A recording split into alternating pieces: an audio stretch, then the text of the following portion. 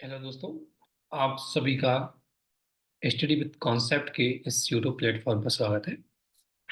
और दोस्तों, आज के इस वीडियो में कुछ करंट अफेयर से संबंधित हमारी कुछ गलत परसेप्शंस होते हैं, और जो बिगिनर्स हैं या कुछ लोग पहले से भी तैयारी कर रहे हैं उनके साथ कुछ ज़्यादा गलत चीज़ें करंट अफेयर्स में कर देते हैं, जिसकी वजह से उनको बहुत सारी समस्याएं आती हैं।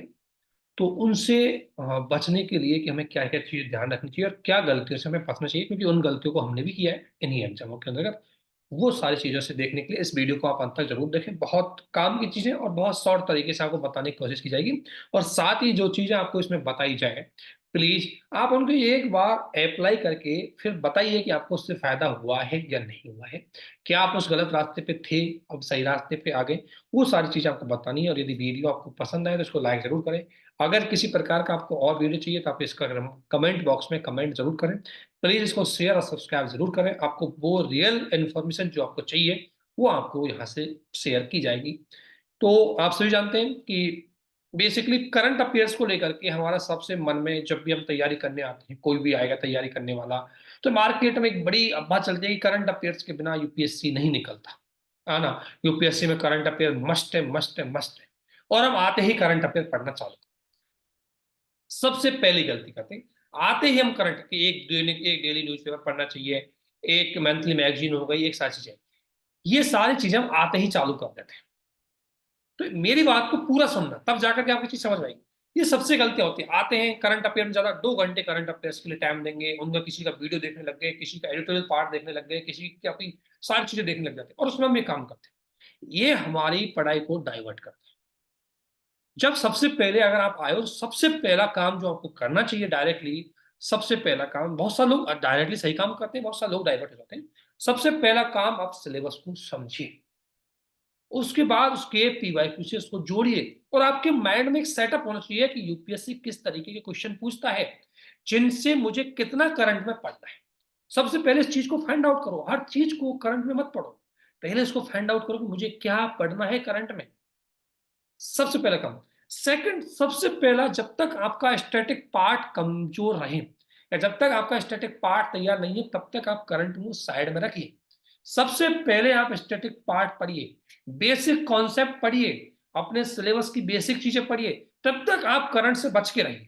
आप करंट में तब तक अपना समय मत दीजिए। अगर आपके पास समय ज्यादा है तो देख सकते हैं, लेकिन मैं कहता हूं पहले स्टैटिक पार्ट। तो करंट में जो सबसे बड़ी गलती हमसे होती है कि हम स्टैटिक पार्ट को पढ़े बिना, बेसिक को पढ़े बिना डायरेक्टली हम करंट अफेयर्स पढ़ते हैं, मैगजीन पढ़ते हैं, डेली अखबार पढ़ते हैं, डेली एडिटोरियल पढ़ते हैं।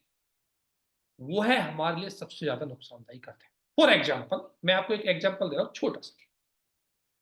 अभी 370 को हटाने के लिए सुप्रीम कोर्ट का एक जजमेंट आया, तो जिसमें सुप्रीम कोर्ट ने बोला कि संसद का या सरकार का डिसीजन से ये 370 हटेगा। और जो डिसीजन दिया गया था वो एकदम सस्टेन रखा गया। ये सिर्फ एक करंट की लाइन है, सिर्फ इतनी सी लाइन कि सुप्रीम कोर्ट ने अपना एक डिसीजन दिया जिसमें कहा है कि 370 के अंतर्गत सरकार द्वारा लिए गए डिसीजन को हम सस्टेन करते हैं, उसको हेल्ड रखते हैं, वह कंटिन्यू बना रहेगा।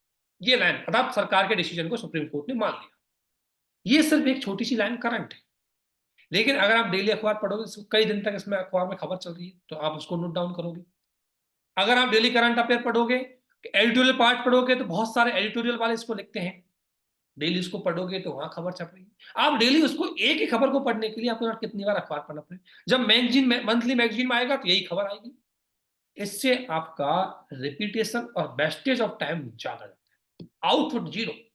आउटपुट इस पूरी लाइन का सिर्फ एक है, एक लाइन का इंपॉर्टेंट, इस पूरी लाइन का एक करंट अफेयर है, एक लाइन करंट अफेयर है। वो एक करंट अफेयर क्या कि 370 के हटाए गए प्रोविजन को सुप्रीम कोर्ट ने भी स्वीकार किया है।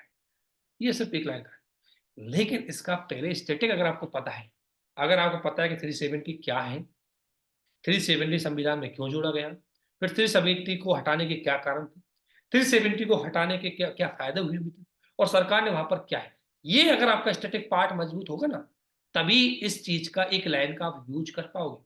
तो करंट की सिर्फ एक लाइन है आपके साथ, क्या है? ये 370 को, 370 को सस्टेन रखा है। और स्टैटिक पार्ट क्या है? 90% स्टैटिक पार्ट। तो मंथली मैगजीन में आप पढ़ते हो, उसका 90% स्टैटिक पार्ट होता है, बेसिक होता है। सिर्फ 1% से लेकर के 10% तक ही करंट होता है। जबकि हम 100% उसी मंथली मैगजीन में पढ़ते हैं उसको और टाइम देते हैं उसको। इसलिए पहली गलतफहमी, जो पहली गलती हम सब करते हैं, जैसे 2025 में अगर कोई कैंडिडेट दे रहा है तो उसको 2024 जून तक तो करंट अफेयर को टच ही नहीं करना है, उसको जस्ट पढ़ना, बेसिक को पढ़ना है, उसी की प्रैक्टिस करनी है, उसी को सीखना है। ठीक है, तो ये चीज आपको ध्यान रखना। प्रीलिम्स में सिर्फ 10 क्वेश्चन ऐसे होते होंगे जिनका डायरेक्टली इन्वॉल्वमेंट सिर्फ करंट से होता है। आप चाहे किसी भी ईयर का पेपर उठा के देखिए, 10 से 12 क्वेश्चनों के समथिंग के मार्जिन निकल पाए। लेकिन लोग क्या बोलते हैं, 40 क्वेश्चन करंट अफेयर से आए। भाई आप करंट अफेयर के दूसरे तरीकों को समझे। 40 क्वेश्चन ऐसे होंगे जिनमें, मैं मेरी शब्दों को पूरा समझो, 40 क्वेश्चन ऐसे, सॉरी 10 क्वेश्चन ऐसे होंगे, 10 क्वेश्चन ऐसे होंगे जिनमें स्टैटिक का रिलेशन नहीं होगा। वो करंट पे प्योर करंट बोलते हैं, वो प्योर करंट के होते हैं। चलो ठीक है, 10 क्वेश्चनों को आपने नहीं भी पढ़ा तो कौन सी बड़ी बात है, 90 तो है, और 90 में से 50 क्वेश्चन तो कर ही देंगे। तो प्रीलिम्स अगर कोई कैंडिडेट, मैं फिर कह रहा हूं, अगर किसी कैंडिडेट का स्टैटिक पार्ट मजबूत है, वो बिना करंट का एक शब्द पढ़े प्रीलिम्स निकाल सकता है। एक करंट का एक शब्द पढ़े, बिना एक शब्द पढ़े, क्योंकि आपका जो स्टैटिक आपने पढ़ा है वही करंट के रूप में होकर के घूम के आया। फॉर एग्जाम्पल, अगर मैंने स्टेटमेंट में पढ़ा है कि राष्ट्रपति का चुनाव प्रोसीजर क्या है, राष्ट्रपति के चुनाव में क्या क्या होता है, राष्ट्रपति के चुनाव में हर स्टेट का क्या रोल है, ये मैंने स्टेटमेंट में पढ़ा है। लेकिन पिछले साल 2022 के अंतर्गत राष्ट्रपति चुनाव हुए, इसलिए 2023 के प्री में राष्ट्रपति चुनाव से 2 क्वेश्चन यूपीएससी ने पूछ लिए। अब दोनों क्वेश्चनों का जो जवाब है वो सिर्फ स्टैटिक है, बस हिंट उसकी करंट अफेयर है। उन दोनों सवालों को हम करंट अफेयर नहीं बोल सकते क्योंकि वो स्टैटिक का पार्ट है, लेकिन लोग उनको करंट अफेयर मान बैठते। इसलिए मैं कह रहा हूं कि आपको पहले, मैं ये नहीं कह रहा करंट अफेयर आपको नहीं पढ़नी है, करंट अफेयर पढ़ने के तरीके मैं बता रहा हूं, लेकिन पहले उन सभी स्टूडेंटों से मेरा ये रिक्वेस्ट है कि सबसे पहले आप अपनी बेसिक और स्टैटिक पार्ट को मजबूत कीजिए। उसके बिना अखबार का पढ़ने का कोई फायदा नहीं है, उसके पीवाईक्यू को समझे बिना अखबार पढ़ने का कोई फायदा नहीं है। आपको सारी चीजें इंपॉर्टेंट लगेंगी, हर एडिटोरियल आपको इंपॉर्टेंट लगेगा, हर टीचर के द्वारा बताई गई सही चीजें इंपॉर्टेंट लगेगी। इसलिए पहला काम आपको ये पता होना चाहिए कि मेरे लिए क्या इंपॉर्टेंट है और क्या लेस इंपॉर्टेंट, और वो निकलेगा आपके सिलेबस से पीवाई। तो पहली गलती जो हम करते हैं, पहला काम आपको करना है स्टैटिक पार्ट को ही पढ़ना है, सबसे पहला काम। ठीक है, और उसको जोड़ना है। फिर आपको करंट अफेयर में बाद में आना है, और करंट अफेयर के लिए कुछ नहीं, अगर आपने स्टैटिक पार्ट पढ़ा है तो डेली अखबार पढ़ने में आपको 20 मिनट से ज्यादा, 30 मिनट से ज्यादा नहीं लगेगा। कोई सा अखबार उठा लीजिए, आपको पता हो जाएगा कि इस अखबार में 5 लाइन, ये 5 पॉइंट, ये 5 चीज मेरे लिए इंपॉर्टेंट है। ये एडिटोरियल की सिर्फ 1 लाइन, 2 लाइन, 10 लाइन मेरे लिए इंपॉर्टेंट है, बाकी एडिटोरियल की लाइन मुझे कोई जरूरत भी नहीं। उस लाइन को काटो, 10 लाइन पढ़ो, सिंपल है। देखो करंट अफेयर का महत्व अगर मैं आपको क्लियरली समझा रहा हूँ, ये गलत फहमी दूर करनी है आपको कि करंट अफेयर कैसे आपके लिए कितनी जरूरी है। करंट अफेयर जरूरी है, लेकिन करंट अफेयर की जरूरत मैं आपको बता देता हूँ। तो दोस्तों, करंट अफेयर की जो जरूरत है वो प्री, मेंस और इंटरव्यू के आधार पर अगर हम देखें तो प्री के लिए करंट अफेयर आती है सिर्फ किस लिए, पहली, एक direct involvement of current affair, एक indirect involvement of current. Direct involvement of current affair यानी कि कोई स्कीम्स आई गवर्नमेंट की, कोई इनिशिएटिव्स आई है, कोई इंटरनेशनल लेवल पर कोई इंसिडेंट घटित हुआ है, these all things are directly involvement in current affair. इनके अगर क्वेश्चन आए तो डायरेक्टली इन्वॉल्वमेंट है, जो डायरेक्टली, जैसे कोई भी आपसे क्वेश्चन पूछ ले डायरेक्टली कि ये स्कीम्स के बारे में प्रोविजन क्या है जो अभी आई है, आयुष्मान भारत स्कीम का प्रोविजन क्या है जो अभी है, ये सारे करंट अफेयर्स के प्रोविजन जो डायरेक्टली करंट से जुड़े, जो सिलेबस में नहीं थे, सरकार ने इसी साल इनको इनिशिएटिव किया है। ऐसे क्वेश्चन आप निकालोगे ना, 10 से ज्यादा नहीं आते। ऐसे क्वेश्चन यूपीएससी में 10 से ज्यादा नहीं आते जो डायरेक्टली करंट अफेयर से इन्वॉल्वमेंट। रिमेनिंग बचे आपके इनडायरेक्ट। इनडायरेक्ट में कैसे आएगा, इनडायरेक्ट में क्या है कि आपने वो स्टैटिक का ही पार्ट है, लेकिन वो चूंकि वो स्टैटिक का पार्ट करंट में हाईलाइट है। फॉर एग्जांपल, पिछली बार रशिया यूक्रेन डिस्प्यूट चल रहा था, इसलिए यूक्रेन हाईलाइटेड था। अब उस यूक्रेन के, आपको पता है कि अगर मैं ज्योग्राफी पढ़ूंगा तो मुझे यूक्रेन की बॉर्डर, जो भी बॉर्डर बाउंड्री पता होनी चाहिए। तो यूक्रेन की बॉर्डर बाउंड्री स्टैटिक है, करंट अफेयर नहीं है।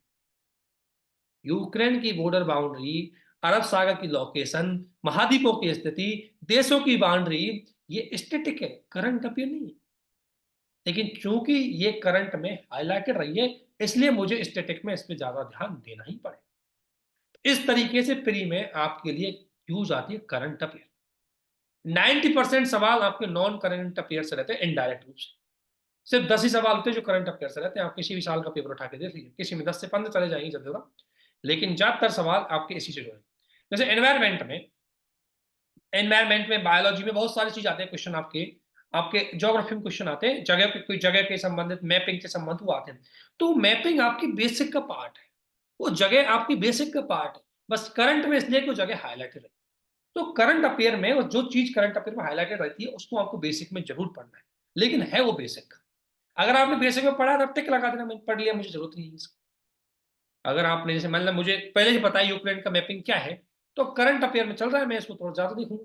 मुझे तो ये भी पता है कि इसराइल की मैपिंग क्या है, मुझे ये भी पता है कि भारत की मैपिंग क्या है। तो अगर आपने बेसिक से ज्योग्राफी को पढ़ा है, फिजिकल ज्योग्राफी और पॉलिटिकल ज्योग्राफी अगर आपने पढ़ी है, तो ये सारी चीजें आपने पढ़ी होगी, तो वो स्टडी का इस तरीके से आपकी प्रीलिम्स में करंट अफेयर हेल्प करती है।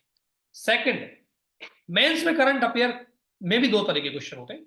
एक होता है डायरेक्ट क्वेश्चन जो करंट अफेयर से आता है, नॉर्मली ये क्वेश्चन होता है आपके आईआर के क्वेश्चन और कुछ जीएस तरीके क्वेश्चन। जीएस फर्स्ट में, जीएस 4 में आपका करंट अफेयर से कोई खास इन्वॉल्वमेंट नहीं होता। जीएस 2 और 3 में डायरेक्ट क्वेश्चन आ सकते हैं करंट अफेयर के, एक तो आईआर पार्ट से आते हैं और एक आते हैं आपके जीएस तरीके अंतर्गत, साइंस टेक में आ गया कोई क्वेश्चन, कोई डिजास्टर मैनेजमेंट का गया, कोई एग्रीकल्चर। लेकिन करंट अफेयर में क्वेश्चन आएगा बन के, लेकिन उसका जवाब कहीं ना कहीं स्टैटिक पार्ट से ही लग पाएगा। तो मैं ये कहूं कि डायरेक्ट इन्वॉल्वमेंट 10 से 15% रहता है करंट अफेयर का। इनडायरेक्ट इन्वॉल्वमेंट मेंस में कैसे रहता है? मेंस में देखो इनडायरेक्ट इन्वॉल्वमेंट, पहला करंट की केस स्टडी जो आपको एग्जाम्पल देना होती है, करंट की कोई रिपोर्ट जो आपको एग्जाम्पल देनी होती है, करंट का कोई फैक्ट जो आपको चीजें देनी पड़ती है, यानी कि वो फैक्चुअल इंफॉर्मेशन ही करंट की मेरी मेंस आंसर राइटिंग में हेल्प करती है, only for the supporting of the example. Example को सपोर्ट करने के लिए मुझे करंट अफेयर के कुछ फैक्ट काम आते हैं, अदरवाइज मुझे करंट की ज्यादा चीजें काम नहीं। जैसे मैं आप सोशल इशू पे आंसर लिख रहा हूँ, तो सोशल इशू में कोई करंट की रिपोर्ट आ गई महिलाओं से संबंधित, नेशनल फैमिली हेल्थ सर्वे 5 आ गया, ठीक है, gender global gender gap report आ गई, that all things are related to current, ठीक है। तो ये करंट में है, लेकिन मुझे यहाँ इनका यूज कैसे करना है, एग्जाम्पल के रूप में, फैक्ट के रूप में। तो मैं इसमें करंट एक इस तरीके से हेल्प करती है। इंटरव्यू में अगर मैं करंट अफेयर की बात करूं, तो इंटरव्यू में कोई ओपिनियन बेस्ड टॉपिक चल रहा है, उस पर आपके ओपिनियन पूछे जाते हैं, कोई घटना चल रही है उसमें आप पे एडमिनिस्ट्रेटिवली चीजें पूछी जाती है, इस तरीके से आपको करंट में चीजें ध्यान रखनी। इसलिए करंट को कब पढ़ना है वो मैंने आपको बता दिया, जब आपका स्टैटिक काफी हद तक कंप्लीट हो चुका हो, जब आपका पीवाई को अच्छी समझ चुके हो, तब आपको करंट अफेयर को पढ़ना है। और रिसोर्स की मैं बात करूं, एक विजन, एक मंथली मैगजीन किसी भी कोचिंग की पढ़ो, सिर्फ एक, एक अखबार, कोई सा पढ़ो, एक अखबार पढ़ो, और एक वीकली अगर आप मंथली अगर डेली बेसिस पे कर पाओ तो करो। यदि आपका स्टैटिक पार्ट में कोई भी चीज ज्यादा नई नहीं होगी, ज्यादा फैक्चुअल नहीं होगी, अगर आपने स्टैटिक को बहुत अच्छे से पढ़ा हुआ है, तो सिर्फ आपको थोड़ा सा उसको ध्यान में रखना है। तो सिर्फ ये काम कीजिए। देखो योजना कुरुक्षेत्र जैसी मैगजीन आती है, तो ऐसा नहीं कि पूरी मैगजीन मेरे लिए इंपॉर्टेंट है। मुझे पता है योजना मैगजीन आई है एग्रीकल्चर संबंधित, तो मुझे एग्रीकल्चर में 4-5 एग्जाम्पल चाहिए कि एग्रीकल्चर की नई स्कीम्स कौन सी है, एग्रीकल्चर के सजेशन कौन से हैं, और एग्रीकल्चर को कैसे डेवलपमेंट कर सकते हैं। वो एग्जाम्पल और फैक्ट मुझे वहां से लेने, लिखने, साइड में फिर योजना मैगजीन को फटक देना है, कुरुक्षेत्र मैगजीन को फटक देना है। उस तरीके से आपको यूज करना आना चाहिए। और वो सारी चीजें कि मेरे लिए इंपॉर्टेंट क्या है, वो तभी हो पाएंगी जब आपको पहले स्टैटिक पता होगा, तभी हो पाएंगी जब आपको पहले पीवाई पता होंगे और आपका सिलेबस पता होगा।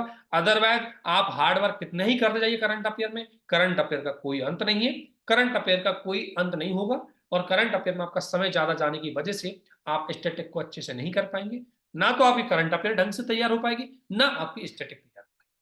इसलिए आप सभी से रिक्वेस्ट है कि चीजों को थोड़ा सा समझिए, दुनिया क्या कहती है उसको एक बार आजमा के देखिए। मैंने कोई चीज कही है तो उसको एक बार आजमाइए, अप्लाई करके देखिए कि मेरे लिए फायदेमंद है या नहीं है। अंधाधुंध एप्लीकेशन नहीं करना है, अंधाधुंध उसको एक्सेप्ट नहीं करना है। अब किसी ने कुछ बोल दिया कि नहीं करंट अफेयर सब कुछ होती है, ऐसा कुछ नहीं है, ठीक है ना। यही चीज आपको ध्यान में रखनी है।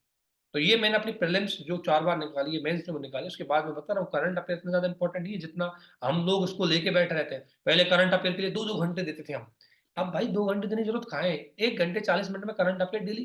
कितनी करंट अफेयर बनती है एक दिन में, इससे ज्यादा कहाँ बनती है करंट अफेयर दिन में, ठीक है ना। तो वो सारी चीजें आपको ध्यान में रखनी है।